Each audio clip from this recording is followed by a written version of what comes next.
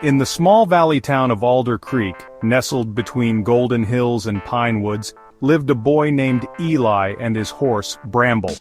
Bramble wasn't the kind of horse you'd see in glossy magazines or show-jumping arenas.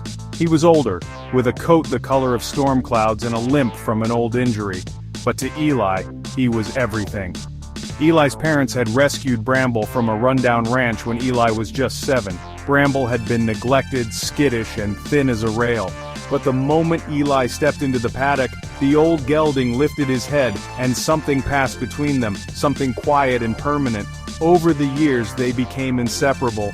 Eli talked to Bramble like he was human, whispering secrets into his mane and reading school books to him in the hayloft. Bramble, in turn, always knew when Eli was hurting. When Eli's grandfather died, Bramble waited outside the boy's window all night, silent and still. As Eli grew, so did his dreams of rodeos and ribbons, of wild gallops across the plains, but Bramble, growing old and stiff, couldn't keep up. Other kids had younger, flashier horses. People whispered that it was time for Eli to move on, but Eli stayed loyal. "He's earned his rest," he said. "He gave me his whole heart." Then one spring the town announced its centennial celebration. With a parade and a final cross-country ride along the Ridge Trail open to riders of all ages.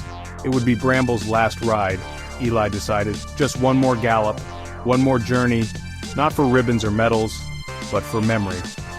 That morning Eli brushed Bramble until his coat gleamed. He braided red and gold ribbons into his mane. When they joined the line of riders, people turned to stare. Some smiled, some shook their heads.